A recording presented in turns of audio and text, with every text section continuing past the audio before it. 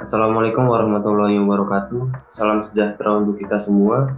Perkenalkan, kami dari kelompok 1 yang terdiri dari anggota pertama yaitu Zulfikar Raffi Malik NIM 211-01055, kedua Rangga Saputra NIM 211-01056, ketiga Mahardika NIM 211-01058, dan yang terakhir Pandu Laksana NIM 211-01059.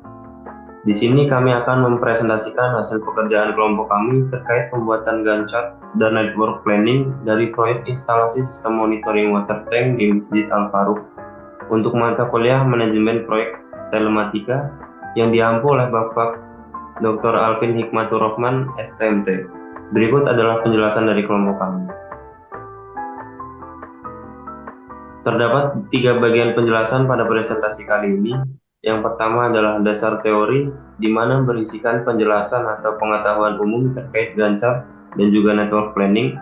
Yang kedua adalah pembahasan, di mana menjelaskan Gantt chart dan network planning dari proyek instalasi sistem monitoring water tank di Masjid Al-Faruq. Dan yang terakhir yakni penutupan yang berisikan kesimpulan dari topik presentasi yang dibahas kali ini. Masuk pada bagian pertama, penjelasan pertama ialah dasar teori. Next, yang pertama adalah pengertian dari Gantt chart dan network planning itu sendiri. Gantt chart atau yang biasa disebut sebagai diagram blok merupakan suatu alat digunakan untuk mengetahui kemajuan dari suatu proyek yang dilaksanakan. Metode ini pertama kali ditemukan pada tahun 1971 pada masa Perang Dunia Pertama oleh Henry L. Gantt, dan metode ini masih digunakan sampai saat ini oleh perusahaan swasta maupun BUMN sekalipun. Yang kedua, network planning. Network planning merupakan hubungan ketergantungan antar setiap kegiatan proyek dan digambarkan dalam bentuk diagram jaringan. Dengan network planning dapat membantu mengetahui kegiatan apa yang harus diutamakan maupun yang harus menunggu kegiatan lain terlebih dahulu. Next. Selanjutnya adalah fungsi dari penggunaan Gantt chart dan network planning bagi suatu proyek. Gantt chart dapat berfungsi untuk memudahkan dalam melihat progres kemajuan suatu proyek, memperkirakan durasi pengerjaan tugas seperti diterapkan waktu mulai dan waktu tenggat, lalu memudahkan penjadwalan berdasarkan durasi pengerjaan, dan terakhir mampu mengendalikan proyek. Yang kedua adalah fungsi dari network planning. Network planning dapat memberikan penjadwalan aktivitas dari tugas suatu proyek, mengetahui sistem pengerjaan tugas, memperkirakan estimasi, dan mengetahui dokumentasi proyek selanjutnya. Jika detail network planning memiliki fungsi yang hampir serupa dengan Gantt chart, karena pada dasarnya network planning merupakan tahap selanjutnya dan dari sebuah metode Gantt chart yang nantinya dipresentasikan dalam bentuk diagram jaringan. Yang kedua adalah pembahasan Gantt chart dan juga network planning dari proyek yang kami rencanakan.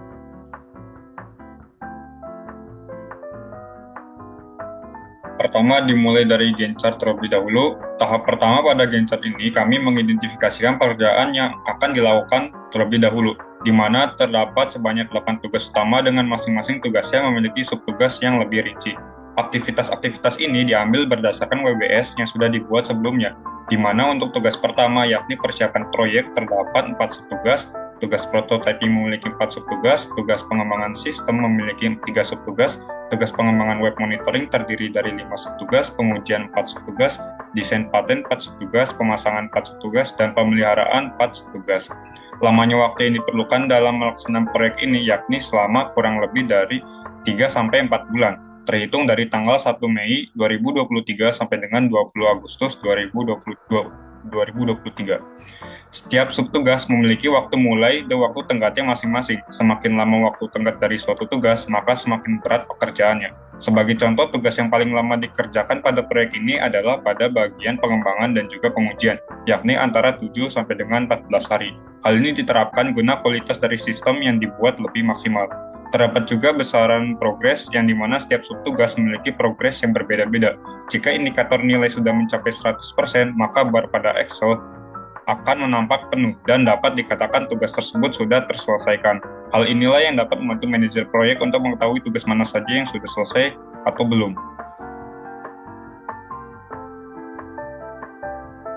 Pembahasan terakhir adalah network planning. Daftar aktivitas yang akan dijadikan diagram sama seperti dari WBS dan juga Gantt chart sebelumnya.